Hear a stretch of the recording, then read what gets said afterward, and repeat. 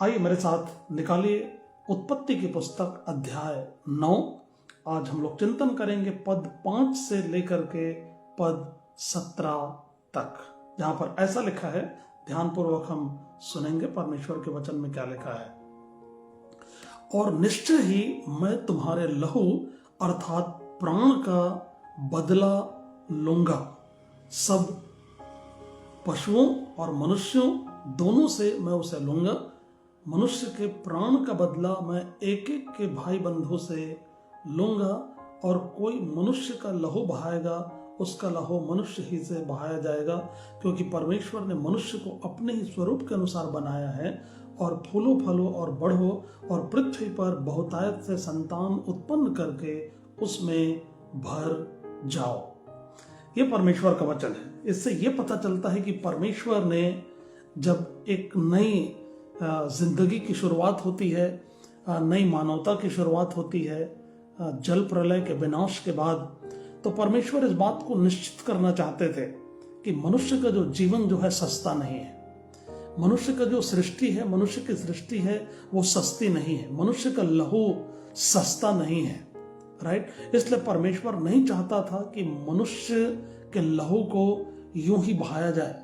इसलिए परमेश्वर ने एक ऑर्डर, एक जस्टिस के लिए उसने एक आधार बनाया, एक उसने सिद्धांत के रूप में यहाँ पर उसने बताया कि परमेश्वर कितना ज्यादा मनुष्य के जीवन को लेकर के वो गंभीर है।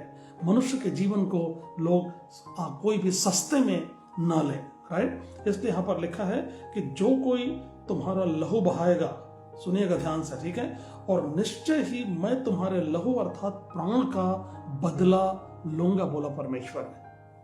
It is God who is going to take revenge for our life, right. हमारे जीवन, हमारे लहू का बदला परमेश्वर लूंगा करके उसने यहाँ पर ठीक नूह के समय में जब एक नई दुनिया की जब शुरुआत होती है तो परमेश्वर ने बताया था, परमेश्वर ने प्रकट किया था, ठीक है। तो यहां पर यह पता चलता है कि द सैंक्टिटी ऑफ लाइफ, है ना, कि मनुष्य का जीवन जो है कितना कीमती है परमेश्वर के नजर में। परमेश्वर मनुष्य के जीवन को लेकर कितना गंभीर है, यह तथ्य यहाँ पर चलता है। और फिर बाद में हम लोग जानते हैं कि ये जो सिद्धांत है, ये उस लीगल कोड के लिए, मूसा की व्यवस्था के लिए एक आधार बन गया। मालूम है आपको, अगर आपने पढ़ा होगा या पढ़ेंगे तो निर्गमन की पुस्तक 21 अध्याय 28 से 29 पद को अगर आप पढ़ेंगे तो मनुष्य के जीवन के लिए, मनुष्य के प्राण के बदले के लिए जो नियम और कोड परमेश्वर ने स्टेब्लिश किया, वो यहाँ पर निर्गमन की पुस्तक में आप उसको देख सकते हैं,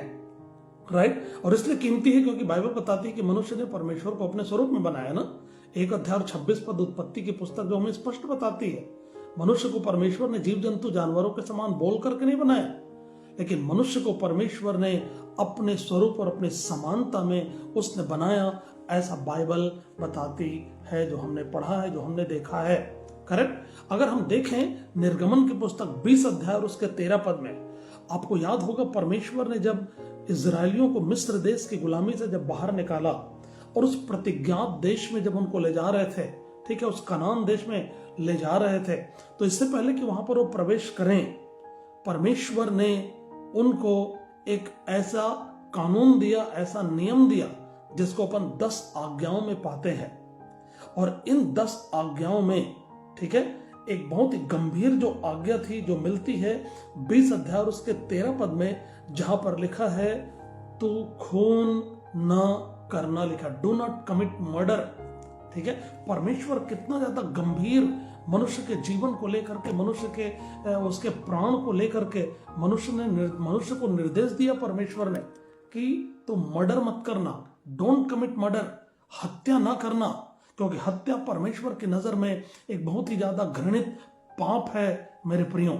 और जब हम प्रकाशित वाक्य पुस्तक में जाते हैं और आने वाले समय में जब अंतिम जब न्याय होगा और जब स्वर्ग और नरक की बात आएगी, अनंत जीवन की बात आएगी, तो लिखा है कि जो हत्यारे जो होंगे उनका अनंत जीवन के लिए कोई जगह नहीं है, स्वर्ग में कोई उनके लिए जगह नहीं है, करेक्ट। वो सब आग और गंधक की जलती हुई झील में वो डाल दिए जाएंगे, वो अनंत काल के लिए उनको विनाश परमेश्वर कर देगा। उनकी आत्मा जो है जलते रहेगी उस आग और गंधक की झील में।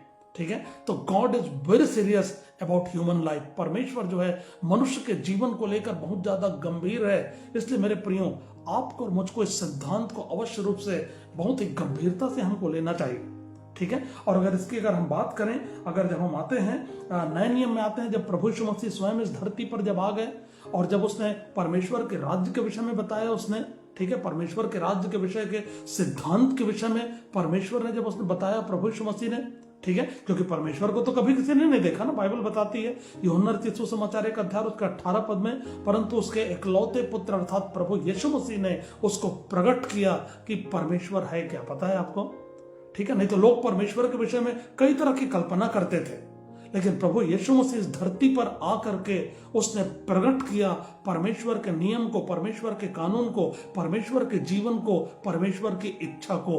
तो नूह के जीवन के बाद जब शुरुआत जब होती है, तो परमेश्वर ने यहां पर कहा था कि मैं तुम्हारे प्राण का बदला लूंगा, मैं तुम्हारे लहू का बदला लूंगा। तो वो परमेश्वर की गंभीरता को बताता है कि एक मनुष्य के जीवन को लेकर के धरती पर परमेश्वर कितना ज्यादा गंभीर है, क्योंकि परमेश्वर ने मनुष्य को अपने जैसा बनाया।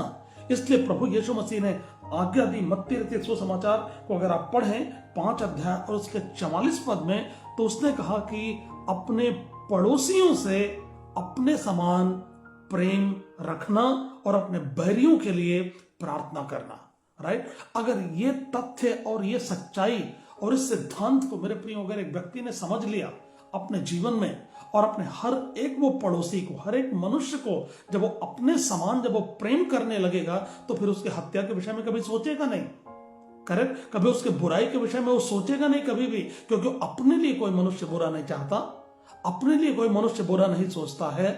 तो जब मैं अपने पड़ोसी के विषय में ऐसी सोच रखूंगा, तो फिर हत्या तो बहुत दूर की बात है ना, राइट। इसलिए प्रभु यीशु मसीह ने आकर के बताया कि मनुष्य जो है अपने पड़ोसी से अपने समान प्रेम रखे और अपने बैरियों के लिए प्रार्थना करे, करेक्ट। कितना जबरदस्त एक सिद्धांत जिसको हम लोग देख सकते हैं, जिसको सारी मानव जाति को जरूरत है उसकी, करेक्ट। तब जो है पूरे धरती पर शांति की स्थापना होगी, प्रेम की स्थापना होगी, और कोई किसी का अहित नहीं करेगा और कोई किसी का बुरा नहीं सोचेगा। सब एक दूसरे को अपने जैसा समझेंगे और अपने जैसा वो प्रेम वो करेंगे, और तब परमेश्वर के स्वरूप और समानता की जो मनुष्य को जो परमेश्वर ने दिया है उसका सम्मान दिखेगा, और पूरे धरती पर वो शांति नजर आएगी, करेक्ट। उसके बाद हम लोग देखते हैं आगे 8 पद में अगर हम देखें तो लिखा है उत्पत्ति की पुस्तक 9 अध्याय के 8 पद में, फिर परमेश्वर ने नूह और उसके पुत्रों से कहा, लिखा है। एक बार फिर से यहां पर देख सकते हैं कि परमेश्वर ने कहा, परमेश्वर ने बात किया, ठीक है। God was very keen, God was very interested to talk to human being yesterday also, today also and forever, because God has created human being in his own image and likeness, and God always want to have a fellowship with them. परमेश्वर ने हमेशा से चाहा है कि मनुष्यों के साथ वो संगति रखे, इसलिए परमेश्वर बातें करता है। तो यहां पर परमेश्वर ने नूह से और उसके पुत्रों से बात करी, और बात करके क्या कहा भी आगे लिखा है, सुनो, लिसन। जब उसने सुनो कहा तो मतलब एक ऐसा वार्निंग कहा, उसने चेतावनी दी कि ध्यानपूर्वक सुनो, ठीक है। Listen to it very carefully, what I am going to talk to you, मैं जो तुमसे बोलने वाला हूं उसे गंभीरता से उसको सुनना। और कौन सी बात थी, मैं तुम्हारे साथ और तुम्हारे पश्चात जो तुम्हारा वंश होगा उसके साथ भी वाचा बांधता हूं, ठीक है। यहां पर वाचा की शुरुआत यहां पर नजर आती है ना। परमेश्वर जो है वाचा का परमेश्वर है, ठीक है। और ये जो वाचा की बात जब परमेश्वर ने कही, तो ये जो वाचा जो थी गंभीरता को बताती है ना। एक गंभीर एक इनिशिएशन था परमेश्वर की तरफ से। ये मनुष्य का इनिशिएशन नहीं था, ये परमेश्वर का इनिशिएशन था। परमेश्वर ने आरंभ लिया उसने मनुष्य के साथ, उसने वाचा उसने बांधने की एक एग्रीमेंट जिसको अपन बोल सकते हैं, ठीक है। And this is the central theme for biblical theology. अगर बाइबल के अगर पूरे ईश्वरीय ज्ञान की अगर हम बात करें तो ये जो वाचा जो है वो केंद्र बन जाता है ना।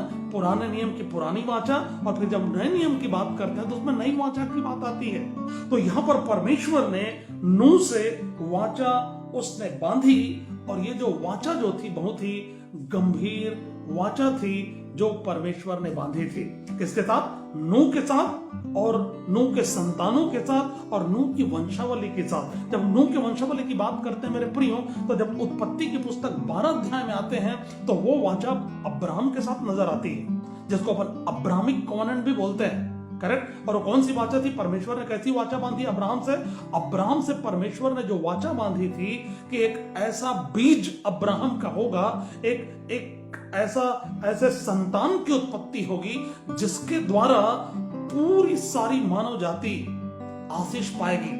परमेश्वर ने अब्राहम को कहा कि अब्राहम तो आशीष का तो मूल होगा और सारी मनुष्य जाति तुझ में आशीष पाएगी। चलो बेहतर होगा मैं आपके लिए इसको पढ़ दूं तो हम सब इसको सुन लेंगे, ठीक है। यहोवा ने अब्राहम से कहा, अपने देश, अपने कुटुंबियों और अपने पिता के घर को छोड़कर उस देश में चला जा जो मैं तुझे दिखाऊंगा, और मैं तुझसे एक बड़ी जाति बनाऊंगा और तुझे आशीष दूंगा, तेरा नाम महान करूंगा और तू आशीष का मूल होगा, लिखा है, और भूमंडल के सारे कुल तेरे द्वारा आशीष पाएंगे। और हम जानते हैं कि वो जो वाचा जो थी वो प्रभु यीशु मसीह में पूरी होती है। परमेश्वर ने अपनी वाचा को रखा क्योंकि our God is a God of promise की थी, है ना। हमारा परमेश्वर अपने वायदों को पूरा करने वाला परमेश्वर, हमारा परमेश्वर अपने वाचा का पालन करने वाला परमेश्वर है। परमेश्वर कभी भी अपने वाचा से पीछे नहीं हटता है। उसने नूह से वाचा बांधी, करेक्ट, और नूह से वाचा बांधने के बाद अभी तक उसने पूरे धरती को, जो उसने कहा था कि मैं जल प्रलय के द्वारा नाश नहीं करूंगा, उसने पूरे जल प्रलय के द्वारा पूरे धरती का नाश नहीं किया उसने। ठीक है, कुछ कुछ जगह में कैलामिटीज हो जाते हैं, वो परमेश्वर की इजाजत के अनुसार। अगर समुद्र की बात करें, बाइबल बताती है तो परमेश्वर ने समुद्र के लिए भी सीमा ठहराई है, राइट। वो समुद्र सीमा को नहीं लांघ सकता है, राइट। लेकिन जब सुनामी जब आती है तो वो कहीं ना कहीं हम लोग देखते हैं कि परमेश्वर के इजाजत से वो चीजें होती है ना। परमेश्वर कई बार आने देता है वो चीजों को, और वो चीजें मनुष्य जिनका सामना करता है, मनुष्य को सामना करना पड़ता है। तो परमेश्वर है, परमेश्वर से हम हर चीजों के बारे में सवाल नहीं पूछ सकते हैं, और कई चीजें गंभीर हैं, रहस्य से भरी हुई चीजें हैं जो हम मनुष्यों के बस में नहीं, हमारे ज्ञान में, हमारे जो सीमित ज्ञान है उसमें हम लोग नहीं जान सकते हैं कि परमेश्वर कई बार ऐसी चीजों को क्यों होने देता है। लेकिन परमेश्वर ने जो वाचा बांधी उसके लिए उसने चिन्ह ठहराया, लिखा है। कहां चिन्ह ठहराया? आकाश में उसने चिन्ह ठहराया, बादल में उसने चिन्ह ठहराया। वो कहता है कि मैंने एक धनुष रखा है, और जब मैं धनुष को देखूंगा और तब मैं अपनी वाचा को याद करूंगा, और पृथ्वी पर जल प्रलय नहीं आएगा, और मैं जल प्रलय से पृथ्वी को नाश नहीं करूंगा। जब मैं कमेंट्री पढ़ रहा था, टीका पढ़ रहा था, तो वहां पर एक जो स्कॉलर जो है, ठीक है, ये जो धनुष है, इसका जो अर्थ जो है उसको किससे कंपेयर करते हैं मालूम है? उसको जो धरती से लेकर के पूरे आकाश तक वो जो दिखाई देता है उसको वो प्रभु यीशु मसीह से वो प्रकट करता है। ठीक है, कि प्रभु यीशु मसीह ने धरती पर आकर मनुष्य के संबंध को अपनी मृत्यु के द्वारा, क्रूस पर जो उसने अपनी जान दी, अपने मृत्यु के द्वारा उस बैर को उसने नाश कर दिया, और मनुष्य के संबंध को परमेश्वर के साथ उसने जोड़ उसने दिया। ठीक है, इस तरह से वो देखता है, और वही वाचा फिर आने वाले समय में प्रभु यीशु मसीह में पूरी होती है। ठीक है, जो अब्राहम से परमेश्वर ने बांधा, प्रभु यीशु मसीह संसार में आए 2025 साल पहले, और आकर के उसने सारी मानव जाति के लिए उसने अपनी जान दी, और उस गैप को जो मनुष्य जाति और परमेश्वर के बीच में था उसको हमेशा के लिए उसने मिटा दिया, और वो द्वार आज भी मनुष्य के लिए खुला हुआ है। राइट, यदि एक मनुष्य अपने संबंध को परमेश्वर के साथ जोड़ना चाहता है तो उसको प्रभु यीशु मसीह में विश्वास करके अपने पापों की क्षमा पाकर अपने उस संबंध को जोड़ सकता है। और जब परमेश्वर के साथ उसका संबंध जुड़ जाएगा तब फिर वो अपने पड़ोसियों को भी अपने समान वो प्रेम कर पाएगा। करेक्ट, क्योंकि प्रभु यीशु मसीह ने यूहन्ना के सुसमाचार 13 अध्याय उसके 35, 36, 37 पद में, 34 पद से अगर हम पढ़ें तो उसने अपने चेलों से कहा कि देखो मैं तुम्हें एक नई आज्ञा देता हूं कि जैसा मैंने तुमसे प्रेम रखा वैसे ही तुम भी आपस में एक दूसरे से प्रेम रखो। और हम जानते हैं कि प्रभु यीशु मसीह का प्रेम स्वार्थी प्रेम नहीं था। प्रभु यीशु मसीह ने अगर क्रूस पर अपनी जान दी तो उसमें उसका कोई स्वार्थ नहीं था, लेकिन प्रभु यीशु मसीह ने मनुष्य को बचाने के लिए, उस अनंत काल की अग्नि, पीड़ा और नरक में जाने से बचाने के लिए उसने अपने कीमती लहू को बहाकर उसने मनुष्य के पाप को क्षमा उसने किया है। मेरे प्रियो, वही प्रेम परमेश्वर चाहता है कि मनुष्य आपस में करें। ठीक है, तो परमेश्वर की नजर में नूह के समय से मनुष्य का जीवन बहुत ही कीमती है, इसलिए परमेश्वर ने गंभीरता से लिया और नूह को उसने कहा कि मनुष्य के प्राण का बदला, अगर कोई लहू बहाएगा तो उसका बदला मैं लूंगा, उसने कहा। ठीक है, और फिर बाद में मोज़ेक लॉ में हमने देखा, मैंने बताया आपको कि निर्गमन की पुस्तक उसके 20 अध्याय में जब उसने 10 आज्ञाएं जब उसने दी उस नई कम्युनिटी को, जिसके द्वारा अपनी वाचा को पूरा करने जा रहा था, उसने कहा कि डू नॉट मर्डर, हत्या मत करना, क्योंकि परमेश्वर ने मनुष्य को अपने स्वरूप में बनाया है। मनुष्य का जीवन बहुत कीमती है। लेकिन आज जिस परिस्थिति में हम जी रहे हैं मेरे प्रियो, मनुष्य के जीवन को लोगों ने कितना सस्ता समझ लिया है ना।